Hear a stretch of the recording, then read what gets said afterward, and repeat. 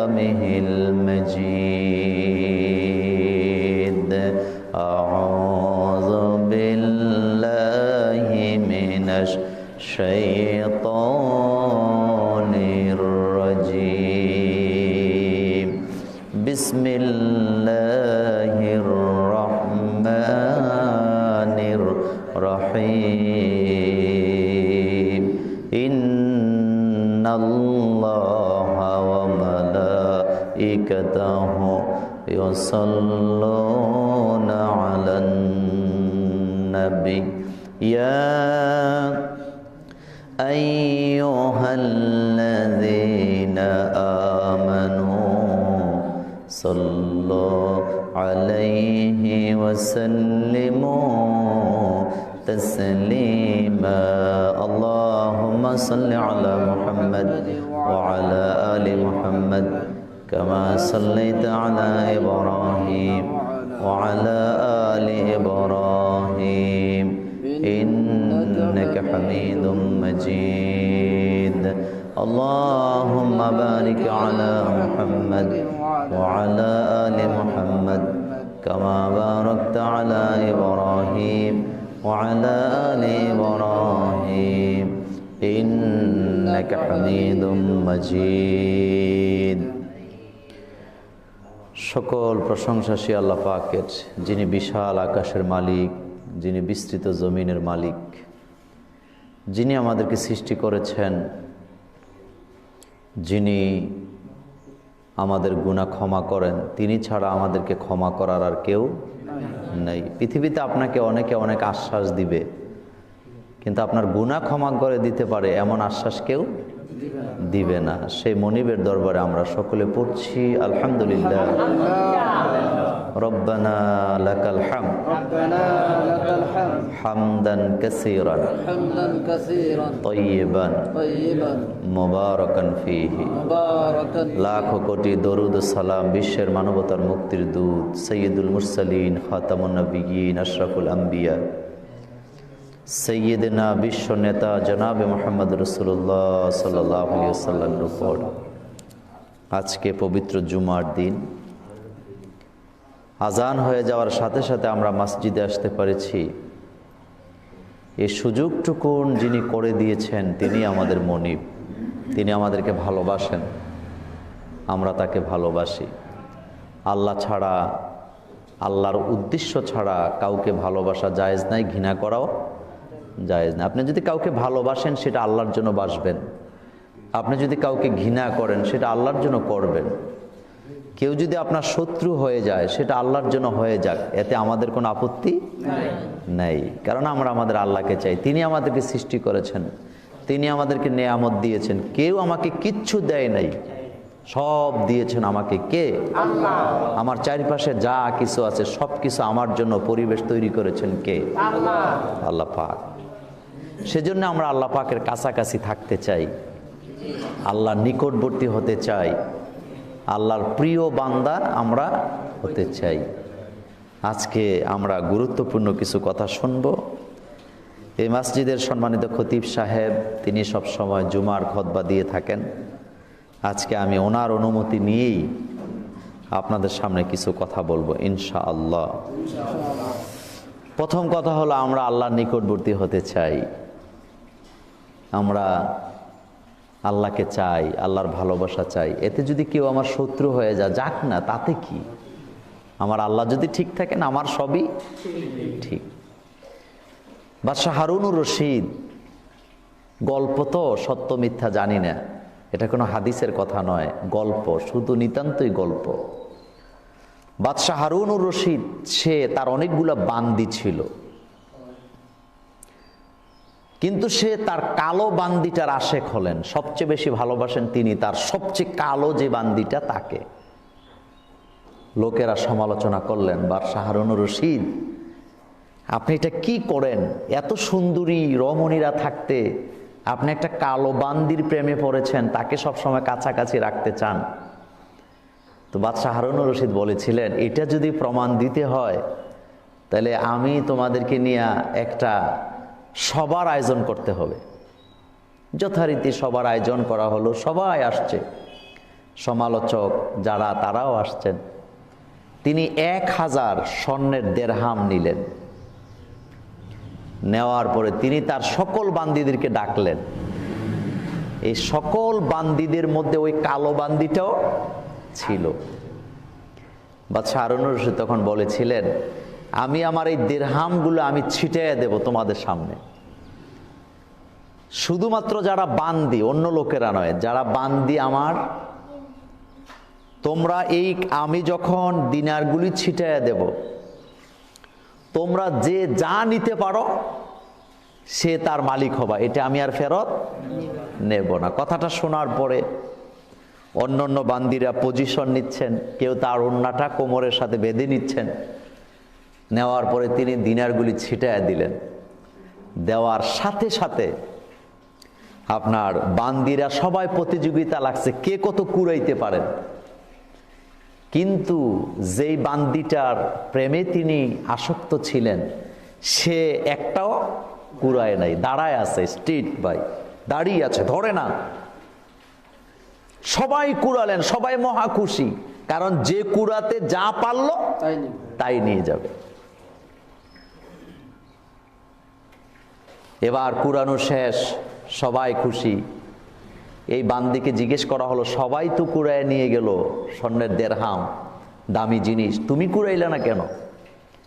বান্দি জবাব দিলেন, আমি এই সাধারণ 1000 দেরহাম থেকে ধাক্কাধাক্কি করে আমি কুড়াইলে না হয় 100-200 কুড়াতে পারবো, কিন্তু আমি দেরহামগুলি চাই না, বরং এই দেরহামের মালিক যিনি ছিটাইছেন আমি তাকে চাই, কারণ আমি যদি তাকে পেয়ে যাই সারা পৃথিবীটাই আমার হয়ে যায়।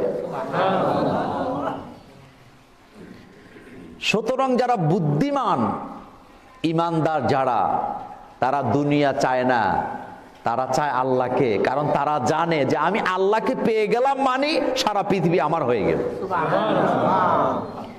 আল্লাহ রাব্বুল আলামিন কোরআনে বলেছেন, সাখারা লাকুমুশ শামসা ওয়াল কামার, চন্দ্র সূর্য থেকে নিয়ে যা কিছু আছে সব আমি তোমাদের খাদেম বানিয়ে দিয়েছি, তোমরা আমাকে ডাকবা আর আমার সৃষ্টি তোমাদের খাদেম হয়ে কাজ করে যাবে। চন্দ্র খাদেম, সূর্য খাদেম, নদী খাদেম, সব আমাদের খাদেম বানিয়ে দিয়েছেন কে? তাহলে আমরা কাকে চাই? আল্লাহর নৈকট্য লাভের সবচেয়ে বড় উপায় হলো জিকির। জিকির বলেন তো কি? জিকিরের মাধ্যমে আমরা আল্লাহর নৈকট্য লাভ করতে পারি। আর এই জিকিরটা নিয়ে আমাদের দেশে বিতর্ক আছে, আমি বিতর্কের জায়গাগুলো এড়িয়ে চলার চেষ্টা করি। জিকির হলো লা ইলাহা ইল্লাল্লাহ, এটাকে ভাগ করার কোনো সুযোগ নাই। যারা ভাগ করেন আমি তাদেরকে মহব্বতে বলবো, ভাগটাগ করেন না, পুরাটাই রাখেন, কারণ এটা একটা জুমলা, এটা একটা কমপ্লিট জুমলা, আপনি এটাকে ভাগ করে দেওয়ার অধিকার আপনার নাই। আন জাবেরিন রাদিয়াল্লাহু তাআলা আনহু قال سمعت رسول الله صلى الله عليه وسلم يقول افضل الذكر لا اله الا الله। হযরত জাবের রাদিয়াল্লাহু তাআলা আনহু বলেন, আমি রাসূলুল্লাহ সাল্লাল্লাহু আলাইহি ওয়াসাল্লামের কাছ থেকে শুনেছি, রাসূল বলেছেন, যত জিকির আছে সবচেয়ে শ্রেষ্ঠ জিকির হলো লা ইলাহা ইল্লাল্লাহ। বলেন তো জিকিরটা কি? আর এটারে কত রকমে যে আছে, কেউ শুধু ইল্লাল্লাহ, কেউ শুধু হু হু। আমি দেখেছি ছোটবেলা বুঝতাম না, এগুলা করতাম, কারণ মনে করতাম এটাই দুনিয়া শেষ। যিনি নদী দেখে নাই তার কাছে খালটাই কি নদী। হু হু, আবার কত রকমে না, এটা আল্লাহর সাথে বেয়াদবি হচ্ছে। জিকির হবে লা ইলাহা ইল্লাল্লাহ। পৃথিবীর কোন নেতার নাম আপনি মঞ্চে ঘোষণা করছেন, ঘোষণা করার সময় নেতার নামটা যদি ঠিক মতো বলতে না পারেন, নেতা কি খুশি হবে নাকি? কোন বক্তা ওয়াজ করতে আসছে, নামটা ঠিক মতো বলতে পারেন নাই, বক্তা রেগে ফুলে একেবারে রাগ করে উঠে, আমার নামটা বলতে পারলা না, আমি মাহফিলের প্রধান বক্তা। আর আকাশ আর জমিনের মালিক যিনি, তার নামটা যারা ঠিক মতো নিতে পারে না, অঙ্গ ভঙ্গি দিয়া কাটে ছিঁড়ে নেয়, তাদের চেয়ে কপাল পোড়া আল্লাহ জমিন আর কেউ নাই। তুমি আল্লাহর নামটাও ঠিক মতো নিতে পারো না, তুমি নিজেকে আবার আল্লাহর ওলি বলে দাবি করো। জিকির হবে লা ইলাহা ইল্লাল্লাহ, এটা সহিহ তিরমিজির হাদিস। এই জিকির যারা করে তারা আল্লাহর নিকটবর্তী হয়ে যায়। দ্বিতীয় নাম্বার তাওবা। তাওবার মাধ্যমে আমাদের দেশে তাওবার সিস্টেম আমরা বদলাই দিস। পিশাব ছাড়া তাওবা হয় না, হুজুরের হাত ধরা ছাড়া তাওবা হয় না, এগুলি মিথ্যা কথা। এগুলির সাথে তাওবার আদৌ কোনো সম্পর্ক নাই। আপনি পাপ করেছেন, ওখানে আপনার পিশাব ছিলেন না। আপনি যেখানে দাঁড়িয়ে পাপ করেছেন, যেখানে শুয়ে পাপ করেছেন, আপনার হুজুর সাহেব ছিলেন না। সুতরাং আপনার তাওবার সাথে পিশাবের আর হুজুরের কোনো সম্পর্ক নাই। আপনি গোপনে পাপ করেছেন, আপনি তাওবাও করবেন গোপনে। কার কাছে? আল্লাহ পাকের কাছে। আপনি জিনা করেছেন, যুবক ভাইয়েরা শুনে রাখো, জিনা করেছ, তোমার পীর সেখানে ছিল না, তুমি যেই বক্তাকে ভালোবাসো সেই বক্তাও সেখানে ছিল না। সুতরাং পীর হুজুর বক্তার সাথে তোমার তাওবার কোনো সম্পর্ক নাই। তুমি তাওবা করেছো, তোমার রব জানেন, তিনি ছাড়া কেউ তোমাকে ক্ষমাও করতে পারবে না। কাউকে জানায় লাভ নাই, সরাসরি আল্লাহর কাছে ক্ষমা চাও। আল্লাহ ওয়াদা করেছেন আমি আমার বান্দাকে মাফ করে দেব। তুমি গুনাহ করেছো, এটা তোমার ব্যাপার আর তোমার আল্লাহর ব্যাপার। মাঝখানে থার্ড পারসনের কোনো জায়গা নাই। কিন্তু বুঝি না, এটা অপরাধ হয়ে গেছে। হুজুর আমারে তাওবা করান, তো হুজুরও চালাক কম না, তাওবা করারই তো মাল পাওয়া যায়। কি পাওয়া যায়? মাল। আহারে, মাল পাওয়া যায়। এজন্য আসেন আসেন তাওবা করাই। এক বেটা আরেক বেটায় তার বউরে তালাক দিছে, হুজুরে তাওবা করায়। চিন্তা করছেন? হুজুরে তাওবা করায়। আপনি কেন করান এটা? মৃত্যুর শয্যায় যেই ব্যক্তি থাকে, রাসূল সাল্লাল্লাহু আলাইহি ওয়াসাল্লাম তার ব্যাপারে বলেছেন লাক্কিনু মাউতাকুম লা ইলাহা ইল্লাল্লাহ। তালকিন দেওয়ার কথা বলা হয়েছে। তুমি পড়ো, তোমারটা শুনলে মৃত্যুর পথযাত্রী সেও পড়বে, আর যার শেষ কথা হবে লা ইলাহা ইল্লাল্লাহ দাখালাল জান্নাহ, সে জান্নাতে চলে যাবে। সুতরাং তাওবা কার সাথে হবে? প্রকাশ্যে না গোপনে? এটা আল্লাহর সাথে চুক্তি যে আল্লাহ অপরাধটা আমি করছি, তুমি ছাড়া আর কেউ জানে না, তোমার কাছে মাপ চাই, মাফ করে দাও। আল্লাহ বলেন যা মাফ করে দিল। আমার বন্ধুগণ খেয়াল করেন তাওবার ব্যাপারে হাদিস। একটা প্রশ্নের জবাব দেন, আপনার আমার নবী মুহাম্মদুর রাসূলুল্লাহ সাল্লাল্লাহু আলাইহি ওয়াসাল্লাম তিনি কি জীবনে কোনোদিন গুনাহ করেছেন? নবী কি কোনোদিন গুনাহ করেছেন? গুনার কাছেও কি গিয়েছেন? চিন্তাও কি করেছেন? সেই নবীর ব্যাপারে আন আবি হুরায়রা রাদিয়াল্লাহু তাআলা আনহু قال সামি'তু রাসূলুল্লাহি সাল্লাল্লাহু আলাইহি ওয়াসাল্লাম ইয়াকুল আল্লাহি ইন্নী লা আস্তাগফিরুল্লাহ। হযরত আবু হুরায়রা রাদিয়াল্লাহু তাআলা আনহু বলেন রাসূলুল্লাহ সাল্লাল্লাহু আলাইহি ওয়াসাল্লামের কাছে আমি শুনলাম, তিনি বলেন আল্লাহর কসম আমি আল্লাহ ছাড়া কারো কাছে আশ্রয় প্রার্থনা করি না। বিশ্ব নবী তাওবা করেন কার কাছে? ওয়াল্লাহি, আল্লাহর নবী বললেন, এটা ওয়াওয়ে কাসমিয়া, নবীজি কসম করে বলতেছেন আল্লাহি, আমি আমার আল্লাহর নামে কসম করে বলি লা আস্তাগফিরুল্লাহ, আল্লাহ ছাড়া কারো কাছে তাওবা করার কোনো নিয়ম নীতি নাই। আর আমাদের দেশে তওবা করাইতে হইলে ফিসা হুজুর আইতে হইব। শুধু আসলে হবে না, হুজুর রুমালটা ছাড়তে হবে, আর রুমালে ধরতে হবে। এরপরে এক এক পীরের তরিকা এক এক রকম, তরিকার কোনো কি নাই। আমি কিন্তু পীর বিদ্বেষী না, কিছু সিস্টেমের বিদ্বেষী। পীরেরা আমাদের মাথার তাজ, অবশ্যই তাদেরকে শ্রদ্ধা করি, কিন্তু পীরালির নামে যারা ভণ্ডামি করে তাদেরকে আমরা পছন্দ করি না। বিশ্ব নবী বলতেছেন সহিহ বুখারীর হাদিস, ওয়াল্লাহি ইন্নী লা আস্তাগফিরুল্লাহ, আমি তাওবা করি কার কাছে? আল্লাহ ছাড়া আমি কারো কাছে তাওবা করি না। ওয়া আতুবু ইলাই, তার দিকে আমি ফিরে যাই ফিল ইয়াউমি আকসার মিন ৭০ মাররা। রাসূলুল্লাহ সাল্লাল্লাহু আলাইহি সাল্লাম প্রতিদিন কম পক্ষে আল্লাহর কাছে তাওবা করতেন ৭০ বার। কতবার? আমি আর আপনি মিলান কতবার করি? পাপের ঝুরি কাঁধে নিয়ে ঘুরি, খবর নাই। জিনার পাপ নাই, তিনি ক্ষমা চাইতেছেন ৭০ বার। আর আমরা যারা পাপের বস্তা নিয়ে ঘুরি, আমাদের খোঁজ খবর নাই। এরকম আছে না নাই? এই জন্য ঈসা মাছের মতো, ঈসা মাছগুলা পায়খানার থলিটা কোন জায়গায় থাকে? এই জন্য দেখবেন সামনের দিকে না গিয়ে পেছনের দিকে চলে যায়। এরকম আমাদের দেশেও কিছু লোক আছে না নাই? আছে। তাওবা করতে হবে কার কাছে? কথাগুলি মনে রাখবেন, সামনে গুরুত্বপূর্ণ কথা আসতেছে। তাওবা এটা পিশাবের পাগড়ির সাথে কোনো সম্পর্ক নাই। তাওবা এটা হুজুরকে হাদিয়া দেওয়ার সাথে কোনো সম্পর্ক নাই। তাওবাটা সরাসরি হবে কার সাথে? আচ্ছা আপনারা বলেন তো, আমাদেরকে আল্লাহ দেখেন না? আমার বন্ধুগণ একটা প্রমাণ দেই, বিশ্বাস করেন বাইতুল মুকাদ্দাসের ইমাম, কাবা শরীফের ইমাম, মসজিদে নববীর ইমাম, তাদের প্রতি যত দৃষ্টি আল্লাহর আছে, আপনাদের এলাকার জেলে সারাদিন যিনি নদীতে পড়ে থাকেন, মাছ ধরে খায়, তার দিকেও আমার আল্লাহর সমান সমান দৃষ্টি আছে না? না, খানিকটুকু কম নাই, বরং গরিবের দিকে আল্লাহর দৃষ্টি আরো বেশি। মাইন্ড করেন না, কথা বললে অনেকে সমস্যা মনে করে। এই যে করোনা ভাইরাস, যারা নিজেদেরকে প্যাকেট পকেট করে একেবারে চাঁদের দেশের মানুষের মতো বানায় রাখছিল, তারাই চলে গেছে। আর আমাদের রিক্সা চালক, ঠেলাওয়ালা, তারা কুলি দিনমজুর, কোনো মাস্ক নাই, প্যাকেটিং নাই, সকালে বেরিয়ে যায়, রাত্রে ঘরে যায়, আল্লাহর রহমতে এখনো নিরাপদে আছে।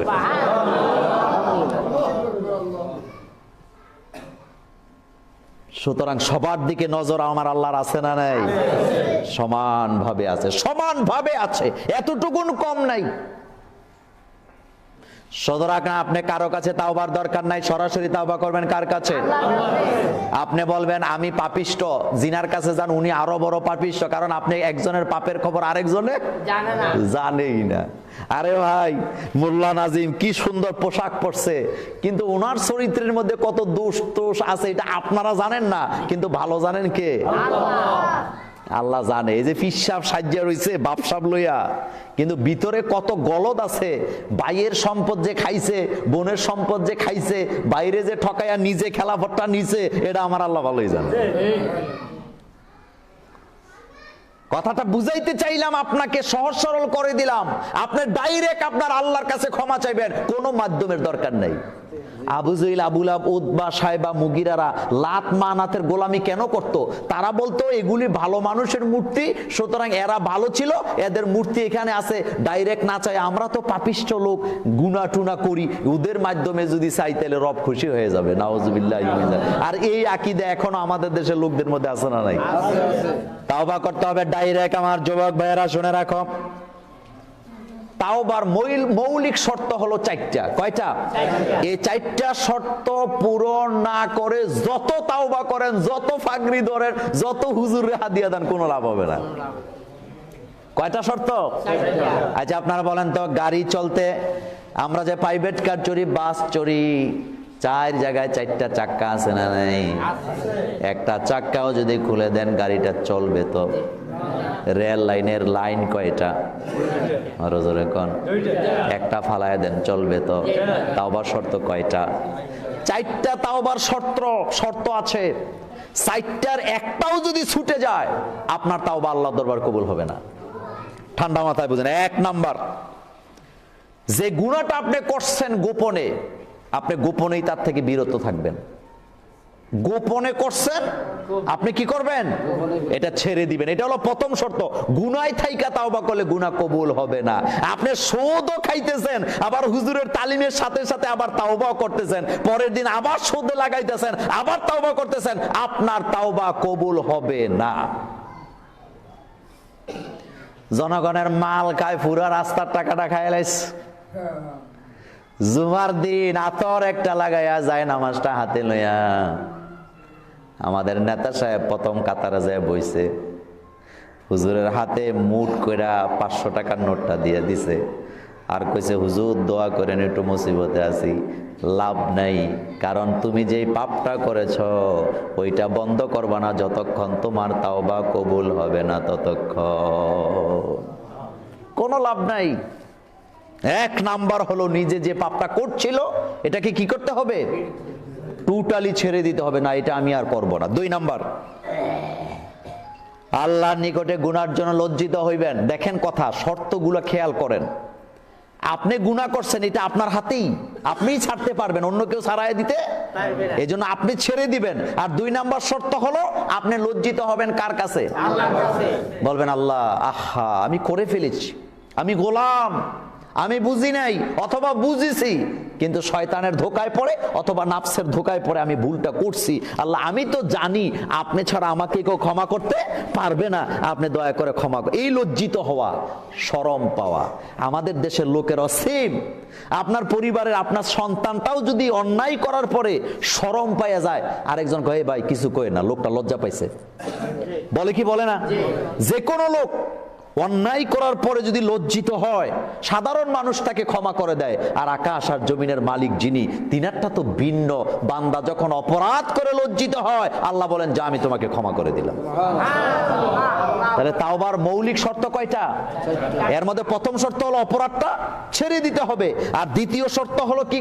লজ্জিত হতে হবে কার কাছে? আল্লাহ পাকের কাছে। 3 নাম্বার, পুনরায় এই গুনাহটা আর করবে না, এই প্রতিজ্ঞা আল্লাহর সাথে করতে হবে।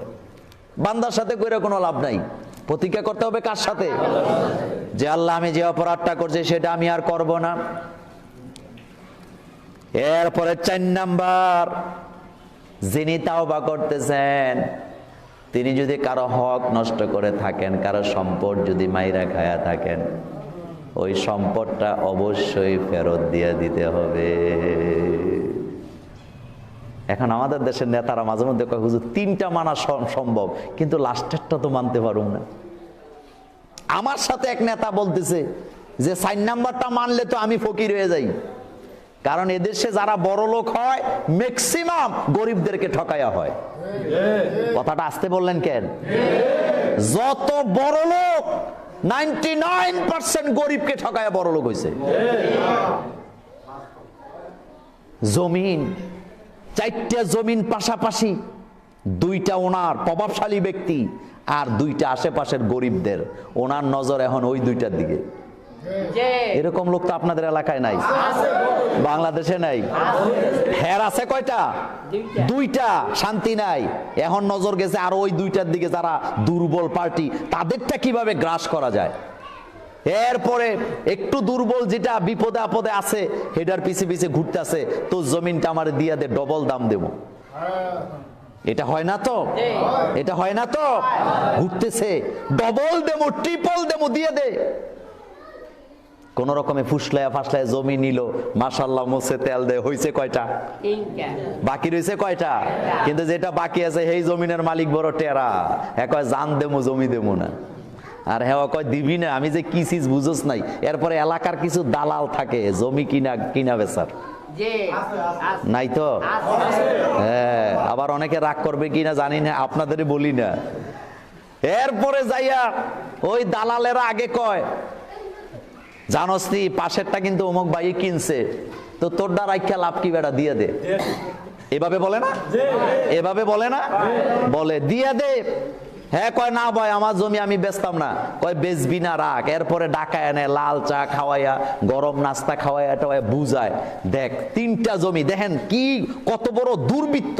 কয় 3টা জমি আমার, একটা জমি তোরটার জন্য আমার জমিটা সোজা হয় না, আমারটা ত্রিভুজের মতো হয়ে আছে, তোরটা দিয়ে দিলেই আমারটা সোজা হয়ে যায়, তো তোমারটা হেরে দিয়ে দাও না, তাহলে তো সোজা হয়ে যাও। এরকম বুঝি না লোক নাই?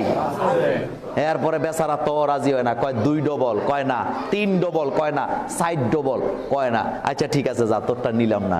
এর পরের দিন হের জমিনের সাইডে দিয়ে খাল কাটে। কি কাটে? এরকম দুর্বৃত্ত নাই তো? আহা, তাওবা কবুল হয়ে যাবে, প্রশ্নই আসে না, প্রশ্নই আসে না। কেউ যদি স্বেচ্ছায় তার জমি বিক্রি করে, এতে কোনো আপত্তি নাই, কিন্তু আপনি খবর নিয়ে দেখেন ম্যাক্সিমাম প্রভাবশালী লোকেরা এভাবেই জমিগুলো নেয়। বিশেষ করে যারা ইট ভাটা চালায়, মেল ফ্যাক্টরি চালায়, তারা তো রাগব বোয়ালের মতো, যা পায় তা ফেডে ঢুকে এলায়, এটা কিনছি হেডা কিনছি হেডা কিনছি, তোরটা দিবি না কেন? না দিয়ে যাবি কোথায়? যতক্ষণ পর্যন্ত এই সম্পদ ফেরত না দিবা, তোমার তাওবা আল্লাহর দরবারে কবুল হবে না। তাহলে কয়টা শর্ত জানলাম? 4টা। 1 নম্বরে হলো গুনাহ থেকে বিরত হতে হবে, 2 নম্বরে হলো আল্লাহর কাছে লজ্জিত হতে হবে, 3 নম্বরে এই গুনাহটা আর করবে না এই ওয়াদা করতে হবে কার সাথে? আর 4 নম্বরে সংশ্লিষ্ট ব্যক্তি যাদের সম্পদটা ওই যে কি করছে, হ্যাঁ, খাইছে, এটাকে কি করতে হবে? ফেরত দিতে হবে। আমার বন্ধুগণ, আমাদের দেশে কিছু লোক আছে চাকরি জীবনে গোশ খাইতে খাইতে খাইতে খাইতে চাঁদপুর শহরে 5 তলা একটা বাড়ি বানাইছে, শাহরাস্তিও জায়গা কিনছে, ঢাকা শহরও বাড়ি বানাইছে। রিটায়ারে যাওয়ার পরে সাদা পাঞ্জাবি, সাদা পায়জামা, সাদা টুপি, সাদা তাসবিহ আর মেসওয়াক আছে না না, তাবলিগে চলে গেছে অথবা কোনো পিসা হুজুরের দরবারে চলে গেছে। আর মসজিদের হুজুরে দেখলেই কয় দোয়া করেন, অতীতে যা করছি সব ছাইরা দিছি। এরকম পণ্ডিত নাই? তো সাল্লি কোন সময় যেডি দিয়ে যে দালান কোটা বানাইছো ওইটি আগে ফেরত দে।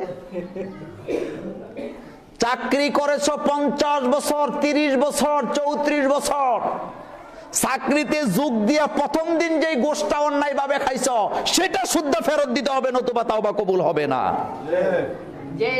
মোছে তেল দিও না, লাভ নাই। তাওবা কবুলের শর্তটাই হলো মাল যারটা খাইছো। তুমি কত পণ্ডিত, তুমি আরেকজনের মাল খাইয়া ফেলাইছো, এখন তুমি তাওবা করে জান্নাতে চলে যাবে, এত সোজা। মালটা আগে ফেরত দাও, মালটা আগে ফেরত দাও, সারাসারি নাই। এটাই হলো তাওবার শর্ত। তাওবা করলেন আপনি, কিন্তু আপনি যখন নেতা ছিলেন, চেয়ারম্যান ছিলেন, মেম্বার ছিলেন, সর্দার ছিলেন, জনমের মতো মানুষের উপরে জুলুম করছেন, কথায় কথায় মানুষের উপরে হাত তুলছেন, এটা ফেরত না দেয়া পর্যন্ত আপনার তাওবা কবুল হবে না। আবার কিছু সর্দার আছে কয় যে কিছু সর্দারি করলে কিছু জুলুম করা লাগে, তা আপনি বিষ খেয়ে মরে যান। আপনার মতো সর্দার আমাদের কোনো দরকার নাই। হাদিস নোট করেন, বুখারীর বর্ণনা, ইবনে আব্বাস রাদিয়াল্লাহু তাআলা আনহু বলেন, বাসা মুআজ ইলা ইয়ামান, রাসূলুল্লাহ সাল্লাল্লাহু আলাইহি ওয়াসাল্লাম হযরত মুআজকে ইয়ামানে পাঠালেন। ইয়ামানে গেলেন, ইয়ামানের গভর্নরকে ডেকে হযরত মুআজ বললেন, ফাকালা ইত্তাকি দাওয়াতাল মাজলুম, ইত্তাকি দাওয়াতাল মাজলুম, ইত্তাকি দাওয়াতাল মাজলুম, খবরদার মজলুমের বদদোয়া থেকে নিজেকে বাঁচাও। আর জুলুম টুলুম আমাদের দেশে নাই, এত আসতে বলেন কেন? ক্ষমতায় যারা আছে তারা তো জুলুমের জোল্লা লয়ে ঘুরে। এখন তো হুজুর টুজুরও মানে না, এখন হুজুরও মানে না, পীরও মানে না, সমানে জুলুম চলতেছে। বাঁচতে পারবি না, বাঁচতে পারবি না। হাদিস নোট করেন, ইত্তাকু দাওয়াতাল মাজলুম, তুমি যে জুলুম করতেছো মাজলুমের বদদোয়া থেকে বেঁচে থাকো, কারণ ফাইন্নাহু লাইসা বাইনাহু ওয়া বাইনাল্লাহি হিজাবান, আল্লাহ এবং মাজলুমের বদদোয়ার মাঝখানে কোনো পর্দা থাকে না। রিকশা চালায় খায়, রিকশা চালায় খায়, ভাড়া হইলো 20 টাকা, বললেও উঠে না। উঠ, ডাইনে যা, বামে যা, সামনে যা, পিছে যা, উপরে যা, নিচে যা, বলে না? এরপরে যাওয়ার পরে ভাড়া হইলো 100 টাকা, 20 টাকা দিস। কয় ভাই কি দিলাম? কয় থাপড়ায় দাঁত ফালাই দেন, জানোস না রিকশার লাইসেন্স দেখা। তো তুই যে আমার গাড়ি তোর, তোর লাইসেন্স দেখা। এরকম বেয়াদব আছে না নাই? বিশ্ব নবী বলেছেন, ইত্তাকি দাওয়াতাল মাজলুম, মজলুমের বদদোয়া থেকে বেঁচে থাকো। কারণ মাজলুম যখন আল্লাহর কাছে কোনো কিছু বলে, কোনো পর্দা নাই, বাধা নাই, ডাইরেক্ট আল্লাহর দরবারে কবুল হয়ে যায়। এই জন্যই তো ফাল সার লইয়া টাকের তলে চলি যায়, ফাও শেষ। এরকম আছে না টেটিয়া সর্দার? মুছে তেল দেও, জুলুম করো মানুষের উপরে, বাঁচতে পারবা না। কার হাত থেকে? করায় গন্ডা হিসাব। এই জন্য দেখবেন মরার আগে পায়খানা খাইয়া মরে, মরে না? মরে। বহু জুলুমের বিচার আল্লাহ করেন, দুনিয়াতে দেখায় দেয়। কেউ দোয়া করে না, আল্লাহ বিচার করছে। আসলে বিচার করছে যে এটা সত্য, কারণ যার উপরে জুলুম করছে তার দোয়া চলে গেছে কার কাছে? কত মানুষ আছে রিকশাওয়ালারে থাপ্পড় দেয়, কেন দেন আপনি? সে গরিব মানুষ, খেটে খাওয়া মানুষ, পেটেল ঘুরাইয়া ভাত খায়, তার উপরে কোন সাহসে জুলুম করো? গরিবের প্রতি যত জুলুম, এটা বরদাস্ত করেন না কে? আল্লাহ। আপনি তাকে থাপ্পড় দিয়েছেন, থাপ্পড়টাও আপনাকে ফেরত দিতে হবে। আপনি যে বলেন, ভাই তোমার একটা থাপ্পড় দিছিলাম, বুঝি নাই, নেতাগিরি দেখাইছি, গালটা পাইতে দিলাম, আজকে তুমি আমারে দাও, নতুবা মাফ করে দাও। দেখবেন সে গরিব মানুষ আপনাকে মাফ করে দিবে। আর এটা করবেন না যতক্ষণ আপনার তাওবা আল্লাহর দরবারে কবুল হবে না। আজকে পৃথিবীতে আলেম ওলামার ইসলামকে বলা হয় সাম্প্রদায়িক অথবা জঙ্গি বলা হয়, অথচ ইসলামের চাইতে সম্প্রীতির কথা কেউ বলতে পারে নাই। পারছে নাকি? হাদিস নোট করেন, বুখারীর বর্ণনা, ইবনে আব্বাস রাদিয়াল্লাহু তাআলা আনহু, হযরত ইবনে আব্দুল হযরত ওমর ইবনে আব্দুল আজিজ রাহিমাহুল্লাহ, তিনি যখন প্রশাসনের দায়িত্ব নিলেন, প্রশাসনের লোকদেরকে তার সামনে তিনি ডাকলেন। কাদেরকে ডাকলেন? OC, SP, DC, SI, ASI, সব 14 গোষ্ঠী ডাকাইছে। ডাকায়া তিনি 4টা কথা বললেন। কয়টা? কথাগুলো মনে রাখবেন, কয়টা? 1 নম্বরে তিনি বললেন, আজকের থেকে এই এলাকায় খবরদার অমুসলিমদের সাথে কর্কশ ভাষায় কেউ কথা বলবা না, অমুসলিমদের সম্পদের দিকে তাকাবা না, সব সময় তাদের সাথে নম্র এবং ভদ্র ভাষায় কথা বলবা। অনেকে আমাদের কথায় রাজনীতি খুঁজতে চায়, কিন্তু একটা কথার জবাব দেন, এই বাংলাদেশে হিন্দুদের জায়গা যত দখল হয়েছে আলেম ওলামারা করছে না, তথাকথিত নেতারা করছে। চুরি, বাটপারি, দখলদারি সব করে তারা, আবার আলেমদেরকে বিদ্যা আঙ্গুল দেখায়। থাপড়ায় দাঁত ফালায় দেওয়া দরকার। পণ্ডিতি করস, ব্যানারের সাথে মুখের কথার সাথে কাজের কোনো মিল নেই। এদেশে একটা হিন্দু খুঁজে পাওয়া যাবে না যাদের জায়গা আলেমরা দখল করছে, মসজিদের খতিবরা দখল করছে, কোনো বক্তা দখল করছে, কিন্তু শতে শতে নেতার বিরুদ্ধে হাজার হাজার মামলা আছে, হিন্দুদের জায়গা দখল করে তাদেরকে বাড়ি থেকে তাড়াই দিচ্ছে। হ্যাঁ, দেখছেন? সুতরাং 1 নম্বর হলো অমুসলিমদের সাথে নম্র এবং ভদ্র ভাষায় কথা বলতে হবে। 2 নম্বর, কোন অমুসলিম যদি বুড়ো হয়ে যায়, বিদ্যা হয়ে যায়, খেয়াল করেন, এই কথা কেউ বলতে পারে না, অথচ 71 চ্যানেল 72 চ্যানেল সারাদিন খালি চুলকায়। কি করে? তাদের চুলকানি একটা জায়গায়, ইসলাম। দেখবেন এগুলা সারাদিন আর কোনো কাম কাজ নাই। জুমার নামাজ থেকে করুণা ছড়াইবো, মাহফিল থেকে করুণা ছড়াইবো, জানাজা থেকে করুণা ছড়াইবো। ফাইজলামি করানোর জায়গা পাস না। আমি কিছুদিন আগে প্রমাণ দিছি, বাংলাদেশের অসংখ্য আলেমের উস্তাদ, অনেক লোককে আমরা হারাইছি, তাদের জানাজা লক্ষ লক্ষ মানুষ হয়েছে। ব্রাহ্মণবাড়িয়ায় জুবায়ের আহমদ আনসারী মারা গেলেন, কয়েক লক্ষ মানুষ জানাজায় হয়েছে। ওখানকার ওসিকে পর্যন্ত এটিএন বাংলা আর 71 টিভির কারণে বদলি করে দিছে, অথচ তিনি মরে গেছেন, কয়েক মাস হয়ে গেছে, কোন ডাক্তার প্রমাণ করতে পারে নাই যে জানাজা থেকে করুণা ছড়াইছে। এরপর আল্লামা শফি হুজুর মারা গেলেন, লক্ষ লক্ষ মানুষ জানাজায় গেছে, তাও 71 চ্যানেল ডিবিসি বাংলা চুলকাইতেছে যে এত লোক একসাথে হইছে কেন, করুণা ছড়াইবো। আল্লাহ রহমতে এখনো প্রমাণ দিতে পারে নাই যে জানাজা থেকে করুণা ছড়াইছে। এরপরে আমাদের ধামতির পীর সাহেব কামেল মাদ্রাসার প্রিন্সিপাল ছিলেন, 2.5 থেকে 3 লক্ষ মানুষ ওনার জানাজা হয়েছে, আমিও সেখানে ছিলাম।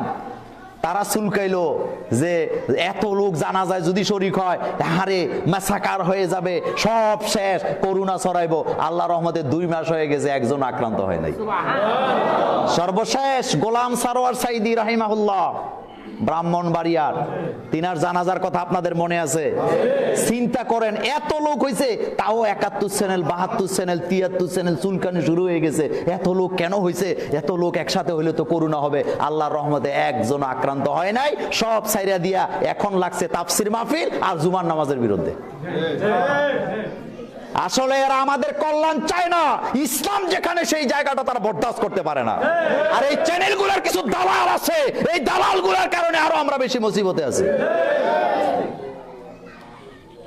দালালি করস, দালালে যদি করতে হয় আল্লাহর কর, কারণ 2 দিন পরে কিচ্ছু খুঁজে পাওয়া যাবে না, নেতাগিরিও শেষ, সব শেষ হয়ে যাবে। ফাইজলামি করো। ইসলাম বলছেন কোন বিদ্যা অমুসলিম যদি তোমার এলাকায় থাকে, বাইতুল মাল থেকে, সরকারের কোষাগার থেকে টাকা দিয়া ওই বিদ্যার অন্ন, বস্ত্র, বাসস্থানের ব্যবস্থা করে দাও। তাও অমুসলিমের জন্য বলতেছেন এই কথাগুলা। কাদের জন্য? আর আমাদের আসে সম্প্রীতি শিখাইতো। সম্প্রীতি তুই কি শিখাবি আমারে? আমার ইসলাম যেটা শিখিয়েছেন তার চেয়ে উত্তম পৃথিবীতে আর কিচ্ছু নেই। আপনি চিন্তা করছেন একজন বিদ্যা অমুসলিম, তিনি হাঁটতে পারে না, চলতে পারে না, চিকিৎসা চলে না, ইসলামী সরকার তার ব্যবস্থা করে দিবে। এরপরে 3 নাম্বার, তার যত চিকিৎসার ব্যবস্থা প্রয়োজন সব করে দিতে হবে। 4 নাম্বার, কারো প্রতি কোনো জুলুম হইল কিনা 24 ঘন্টা প্রশাসনের লোকদেরকে দৃষ্টি খাড়া রাখতে হবে। কোথায়? কিচ্ছু নেই, ফাও জায়গায় চুলকানি। আজকে একটা তাফসির মাহফিল দেন, ওসি সাহেবরে ফোন দিবে, অমুক জায়গায় আবু নসর আশরাফি আসতেছে, আপনি কই? আইয়েন না কা। কিন্তু রাস্তার মোড়ে মোড়ে গাঁজা খায়, তাস খেলে, মাগিবাজি করে, এগুলির বিরুদ্ধে তাদের কোনো প্রতিবাদ নাই। চরিত্র জানোয়ারের চেয়ে আরো বেশি খারাপ হয়ে গিয়েছে। চরিত্র জানোয়ারের চাইতে আরো বেশি খারাপ হয়ে গিয়েছে। তাস খেলা বন্ধ করতে পারলি না, গাঁজা বন্ধ করতে পারলি না, হিরোইন বন্ধ করতে পারলি না, সাদাবাজি বন্ধ করতে পারিস না, মাহফিল বন্ধ করতে আসস, তোর মতো জাহেল জালেম আল্লাহ জমিন আর কেউ হতে পারে না। এরপরে আপনি যদি কাউকে প্রহার করেন, আপনি যদি কাউকে প্রহার করেন, অত্যাচার করেন, হাসরের ময়দানে কড়ায় গন্ডায় আপনাকে বুঝিয়ে দিব কে? মোল্লার কথা না আল্লাহর কথা? আমার বন্ধুগণ, হযরতে আবু হুরায়রা বর্ণনা হাদিস, আন আবি হুরায়রা রাদিয়াল্লাহু তাআলা আনহু قال قال রাসূলুল্লাহ সাল্লাল্লাহু আলাইহি ওয়াসাল্লাম মান যারাবা মামলুকাত সাওতান যারাবা ইয়াজরিবু জরবান ফাহুয়া জরিবুন। অর্থ কি? মারামারি। অর্থ কি? রাসূল সাল্লাল্লাহু আলাইহি ওয়াসাল্লাম বলেন মান যারাবা মামলুকা, যে সাধারণ মানুষের উপরে হাত তুললো অথবা অধীনস্থদের উপরে হাত তুললো, সাউতান জুলমান, জুলুম করলো, বিনা কারণে তার উপরে হাত তুললো, উকতুসু মিনহু ইয়াউমাল কিয়ামাতি, কিয়ামতের ময়দানে তাকে যতটা আঘাত করা হয়েছে প্রত্যেকটা আঘাত তাকেও ফিরিয়ে দেওয়া হবে। সেদিন মাতাব্বরি চলবে না, কারণ সেদিন বিচারক হবেন কে? আল্লাহ পাক বিচারক। সেদিন মাতাব্বরি চলবে না, সেদিন তোমার কোনো সিকিউরিটি গার্ড থাকবে না। যুবক, আজকে ক্ষমতার ঠেলায় খুব কুদাকুদি করতেছ, যতটা গালি দিছ, যতটা প্রহার করেছ, প্রত্যেকটা তোমাকে আবার ফেরত দেওয়া হবে। সুতরাং বুঝে শুনে কাজ করো, বুঝে শুনে কাজ করো। কারো উপরে অত্যাচার করছো, বুঝে শুনে করছো, কইরো হজম করতে পারবা কিনা। এত সোজা না, বাঁচার কোনো রাস্তা নাই।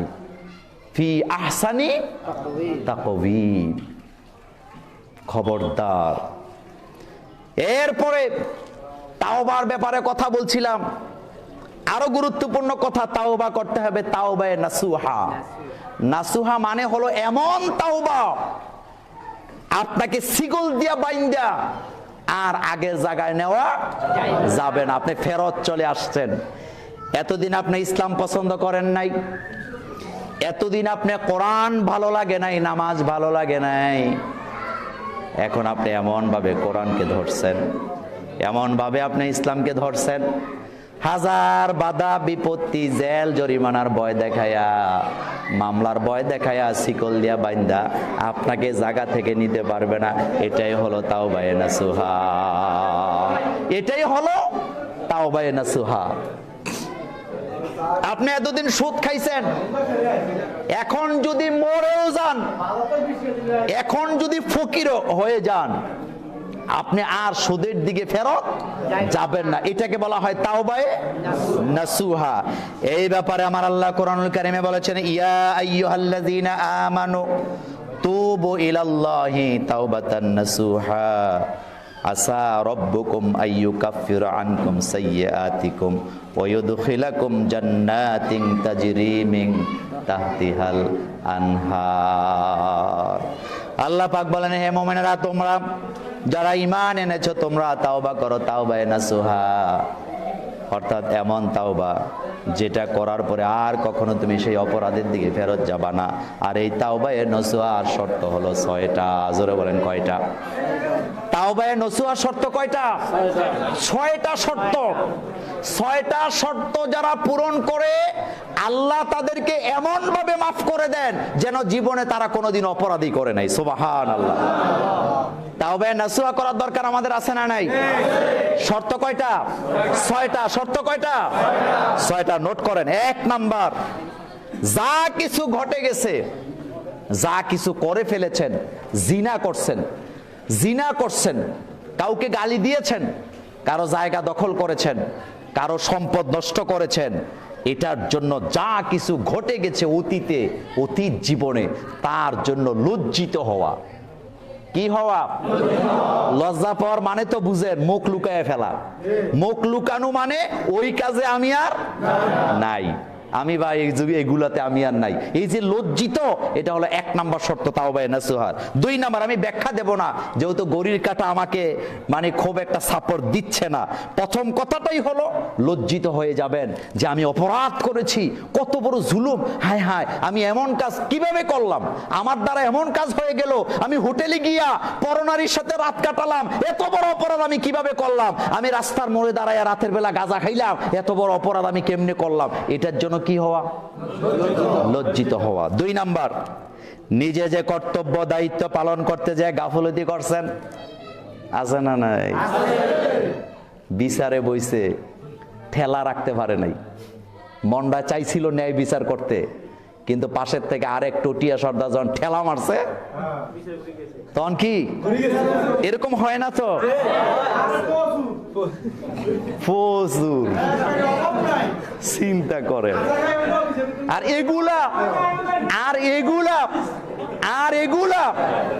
এগুলা আঙ্গুল দিয়া দেখাই বলেই আমাদেরকে অনেকে পছন্দ করে না।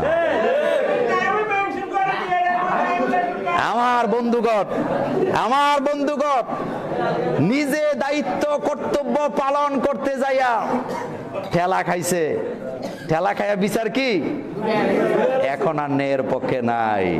এখন কি হয়েছে? এই যে আপনি গাফলতি করছেন, এর জন্য আপনাকে কি হইতে হবে? সোজা হইতে হইব। কি হতে হবে? ঠেলা আসুগা, আমি ন্যায়টা বলছি। ইদানিং কিছু হুজুর দেখি কয়েকদিন খুব জোরে জোরে কথা কইছে, যখন মামলার ভয় দেখছে এখন কয় জানদু আমি নেই। কি ব্যাপার? সাহস এখন কোথায় গেছে? কল্লা চলে যাক, ফাঁসির মঞ্চ সাজানো হোক, ন্যায় কথা, অন্যায়কে সাপোর্ট দেওয়া যাবে না, ন্যায়কে ছেড়ে দেওয়া যাবে না, হকের ব্যাপারে কোনো আপোষ করা যাবে না। মরে যাব তাতে কি? আমি মরে যাব তাতে কি? আমি কি সারা জীবন থাকতে পারবো? আচ্ছা, এই মসজিদে যারা এখন বসে আছেন, একটা লোক দাঁড়ায়া বলেন যে আপনার 400 বছর হয়েছে, বলেন দেখি। 400 বছর হায়াত পাবেন?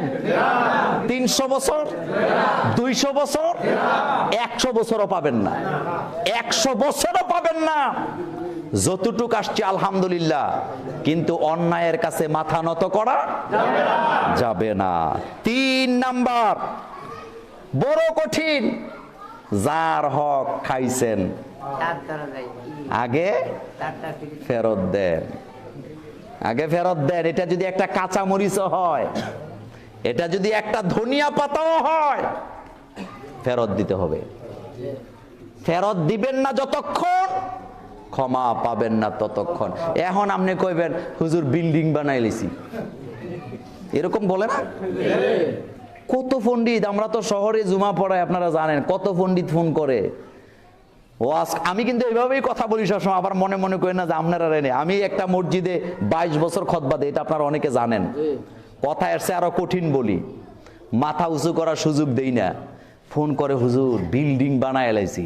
আমি কই বিল্ডিং ভাঙ, বিল্ডিং ভাঙ্গা ফেরত দে, কারণ এটা ভাঙবি না যতক্ষণ তাওবা কবুল হবে না ততক্ষণ। সুফিবাদী দেহাস তুই এখন তাবলিগের আমির, তুই এখন ইসলামী আন্দোলনের অমুক তমুক হয়ে যাবি, সোরা গলি দিয়ে জান্নাতে চলে যাবি। ওই ইট বালু বেচে আগে জনগণের টাকা ফেরত দে, এরপরে না জান্নাতে যাইতে। আগে তো দিবি, মালটা আগে কি দে, মালটা আগে ফেরত দে। কইলজা সিরি যাইব। এক অফিসার, এক এলজিডির এক ইঞ্জিনিয়ার আমাকে বলতেছে, হুজুর আমি খুব ভালো মানুষ। আমি বললাম, ভাই আপনার চেহারা দেখেই তো বোঝা যায় কদ্দুর ভালো। তো কি লিগে আমার এটা বলতেছেন? কয় হুজুর মনে কিছু নিয়ে না, একটা কথা বলে। আমাকে বলেন। কয় হুজুর আমি ঘুষ খাই মাঝে মধ্যে, তবে ঘুষের টাকা আমি মসজিদে দেই না, আমি দান সদকা করি না, হুজুরকেও দেই না, ছেলে মেয়েরে খাওয়াই আর বিবিরে খাওয়াই। মাঝে মধ্যে যেটা খরচপাতি করি এইটা ঘুষের টাকা দিয়ে চালাইয়া দেই, আর বাকি দান সদকা হালাল টাকা দিয়ে করি। আমি বললাম, আপনি বললেন ডবল সোর। এরপরে আমি বলেছিলাম, যেই হারাম টাকা আপনার ছেলে মেয়েকে খাওয়াচ্ছেন গর্ব করে, একটাও মানুষ হবে না। আসলে বাস্তবিকতায় একটাও মানুষ হয় নাই। সালাকি করার জায়গা পাও না। ইন্নাহুম ইয়াকিদুনা কাইদা ওয়া আকিদু কাইদা। সালাকি যত করো সব সালাকি বুঝেন কে? আল্লাহ। ওয়া মাকারু ওয়া মাকারাল্লাহ আল্লাহু খায়রুল মাকিরিন। চালাকি কদ্দুর করবা? তাহলে 3 নাম্বার কথাটাই হলো, যার সম্পদ নষ্ট করছেন আগে ফেরত দেন, আগে ফেরত দেন। জমিটা দখল করে রাখছেন, ম্যানেজার আছিলেন কোম্পানির 12টা বাজায় লাল বাতি জ্বালাই দিয়েছ, আগে টিয়া ফেরত দিয়ে। দোকানের ক্যাশটা তারে বুঝাই দিছে মালিক, সহজ সরল। এতে প্রতিদিন এটার থেকে ডেলিভারি করে। কি করে? এরকম নাই তো? তো এটা আগে ফেরত দে, এটা আগে ফেরত দে। এরপরে বড় কথা বলিস, তাওবা কবুল হবে না ততক্ষণ মালটা ফেরত দিবে না। শুধু তাওবা মাল ফেরত না, যাকে কষ্ট দিছেন কথা দিয়া, আচরণ দিয়া, হামলা দিয়া, মামলা দিয়া, তার পায়ে ধরে আগে মাফসা। কষ্ট দেও, মানুষকে কষ্ট দেওয়া কত বড় অপরাধ। আমাদের দেশে একটা কথা আছে, এটা হাদিস না, মুরব্বীদের কথা, মসজিদ ভাঙা আর মানুষের মনে আঘাত করা সমান। কথা কিন্তু সত্য। মানুষের কলিজায় আঘাত দিয়ে রাখছো, এগুলো আগে ক্ষমা লও, এগুলো আগে মাপ চাও। যতক্ষণ চাইবা না ক্ষমা পাওয়ার কোনো সম্ভাবনা নাই। 3 নাম্বার, প্রতিজ্ঞা করতে হবে আল্লাহর সাথে, এই গুনাহ আমি আর কখনো, এই গুনাহটা আর করব না, এই প্রতিজ্ঞা আল্লাহর কাছে করতে হবে। এরপরে 6 নাম্বার, নিজের নফসকে, এটা বড় গুরুত্বপূর্ণ, নিজের নফস, নিজের মন, নিজের মানসিকতা নিজের মতো করে চালাবো না, চালাবো কার হুকুমে? এই 6টা শর্ত যতক্ষণ পর্যন্ত পূরণ করতে পারবে না, তাওবা কবুল হবে না। এটা শশিনা হুজুরের পাগড়ি ধরেন, আর জৈনপুরের হুজুরেরটাই ধরেন, আর মোল্লা নাজিমেরটাই ধরেন, আর আবু নসর আশরাফিরটাই ধরেন, কোনো লাভ হবে না। আগে শর্ত পূরণ করেন, এরপরে না ঢুকবেন। আপনি চাকরিতে ঢুকবেন, শর্ত আছে না নাই? নাকি বিনা শর্তে আপনাকে নিয়ে যাবে? আরে ভাই, মসজিদ কমিটি যে শর্ত দেয়, দাওরা পাস হতে হবে, কামেল পাস হতে হবে, হাফেজ হতে হবে, মুফতি হতে হবে, ভালো বক্তাও। আলহামদুলিল্লাহ, একটা সময় ছিল আমাদের দেশে কোন রকম ইমামতি চলছে, কিন্তু এখন আর এটা না। এখন জনগণ সচেতন, যুবকরা সচেতন, আল্লাহ রহমতে এখন মানুষ বুঝতে শিখছে হক বেহক, কোনটা গোমরা কোনটা হেদায়েতের পথ, এটা কিন্তু মানুষ এখন কি বুঝে। যার কারণে ন্যায় অন্যায় হতে পারে, ভূমিকা রাখতে পারে না, কিন্তু অন্তরে ঠিকই বুঝে কোনটা কালো কোনটা সাদা।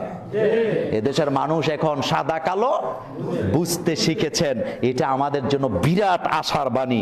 সুতরাং যা করবেন কার হুকুমে? আমার আল্লাহ যা বলেছেন সেদিকে যাব, এদিকে সেদিকে মুখ দেওয়ার কোনো সুযোগ নাই। এই 6টা শর্ত রক্ষা করে যদি আপনি তাওবা করেন, তাওবা আল্লাহর দরবারে কবুল হয়ে যাবে। সর্বশেষ কথাটা বলে দিই 1 মিনিটে, ভয়ের কোনো কারণ নাই। আমরা অঙ্ক করে করে জানিয়ে দিয়েছি পৃথিবীতে মহামারী আসবে, গজব আসবে, তবে আল্লাহ রাব্বুল আলামিন যারা মুসলমান তাদেরকে নিশ্চিহ্ন করে দিবেন না।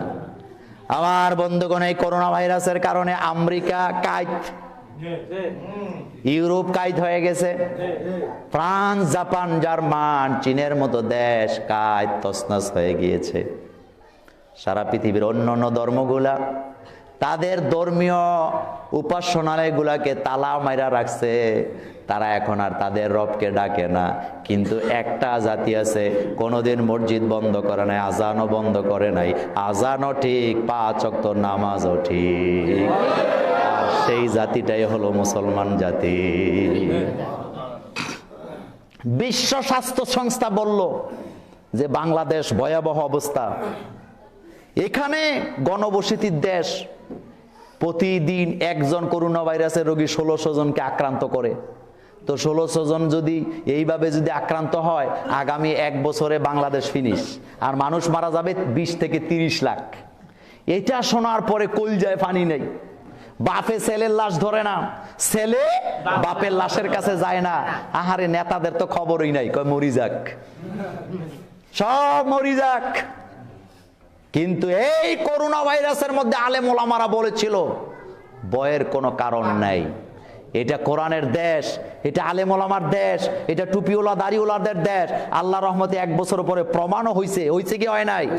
তারা বলছে 20 থেকে 30 লাখ মানুষ মারা যাবে, আল্লাহ রহমতে আমরা বেঁচে আছি। আমরা লোক হারাইছি, তবে সংখ্যা খুবই কম, 6 থেকে 6500 মানুষ। এটা কি খুব বেশি? এরপরেও চুলকায়, কয় জুমার নামাজে এত লোক। আমি আশ্চর্য হয়ে যাই, বর্তমানে জুমার নামাজগুলোতে লোক সংখ্যা কম না বেশি? আর গ্রামের লোকেরা তো মাস্ক পরেই না। আমি কিন্তু এই কথা বলতেছি না যে মাস্ক পরবেন না, এটা পরবেন, এটা আপনার নিরাপত্তা, এটা আপনাকে পলিউশন থেকে রক্ষা করবে, আপনাকে ধুলাবালি থেকে রক্ষা করবেন, এটা প্রয়োজন আছে, এটা ঠান্ডা থেকেও আপনাকে রক্ষা করবেন। কিন্তু করোনা ভাইরাসের অজুহাত দিয়া তাফসীর মাহফিল বন্ধ করে দেওয়া, জুমার নামাজ বন্ধ করে দেওয়া, এটা আমরা মেনে নিতে পারি না। কারণ আমরা ধোঁকাবাজির ধর্ম মানি না, আমরা ধর্ম মানি কার? আমাদের ধর্মের নাম কি? আপনি দেখেন, যারা ডাক্তার করোনাকালীন ডিউটি করলো তাদেরকে বলা হয় করোনা যোদ্ধা, যারা নার্স ডিউটি করলো তাদেরকে বলা হয় করোনা যোদ্ধা। আমার পুলিশ বাহিনীর ভাইয়েরা জীবনের ঝুঁকি নিয়ে যারা ডিউটি করলো করোনাকালীন সময়, তাদেরকে বলা হয় করোনা যোদ্ধা। তো আপনারা আরেকটা কথা ভুলে যান কেন? আমাদের প্রত্যেকটা মসজিদের মুয়াজ্জিনরা, ইমাম সাহেবরা 5 ওয়াক্ত নামাজের জন্য ওযু কইরা আজানও দিলেন, 5 ওয়াক্ত নামাজ জামাতেও ঠিক রাখলেন, তো তারাও তো করোনা যোদ্ধা। তারা করোনা যোদ্ধা না? জুমার নামাজ বন্ধ ছিল এই মসজিদে? কোনদিন আজান বন্ধ ছিল? খ্রিস্টানেরা তাদের ধর্মীয় উপাসনায় তালা লাগাই দিছে, হিন্দুরা তাদের মন্দির তালা লাগাই দিছে। আপনার আশ্চর্য হবেন, ইহুদিরা তাদের উপাসনালয় প্যাগোডাকে তালা লাগাই দিছে। মুসলমান কয় না, তালা লাগামু না। কেন লাগামু না? কারণ আমরা মুসলমান, আমরা বাঁচলেও লাভ, আমরা মরলেও লাভ। আমরা বাঁচলেও লাভ, বাঁচলে লাভ, বাঁচলে আমরা গাজী, যুদ্ধে জিতে গেছি। আর মরলে লাভ হইল, বিশ্বনবী বলেছেন যে মান মাতা আনিত তাউন ফাহুয়া শহীদ, মান মাতা আনিত তাউন ফাহুয়া শহীদ। নবীজি বলেছেন মহামারীতে আমার উম্মত মারা গেলে শহীদি মর্যাদা লাভ করবে। আল্লাহ যেন আমাদেরকে কবুল করেন, আমরা বলি আমিন। আপনারা কি আমার কথা রাগ করছেন, কষ্ট পাইছেন? তাওবা করার দরকার আছে না নাই? তাওবা করার দরকার আছে না নাই? না, দিন একেবারে ছোট, দিন একেবারেই ছোট। আমরা নামাজটাকে কায়েদ করে পড়তে চাই না। প্রত্যেক নামাজ একেবারে সঠিক সময়ে পড়া, এটাও আরেকটা ফরজ। সুতরাং আমি ইনশাল্লাহ আপনাদেরকে ভালো লাগে, আপনাদেরকে ভালোবাসি বিধায় তো আজকে আসছি। এবং আমার ভাইয়েরা আমাকে বলেছে, সোহেল সহ যারা আমাকে দাওয়াত দিয়েছে, আসলে গোপনে গোপনে আসছি। প্রশাসনের ভাই এখানে আছেন কিনা জানেন, এর আগে আরেকটা জুমাতে আমি দাওয়াত নিছিলাম, কিন্তু আমার আসতে দেওয়া হয় নাই অজানা কারণে। যাই হোক, আজকে একেবারে গোপনে গোপনে আসছি, আবার গোপনে গোপনে চলে যেতে চাই। কিছু কথা বলে গেলাম, আল্লাহ যেন আমাদেরকে কবুল করেন। আসসালামু আলাইকুম রহমতুল্লাহি ওয়া বারাকাতুহু।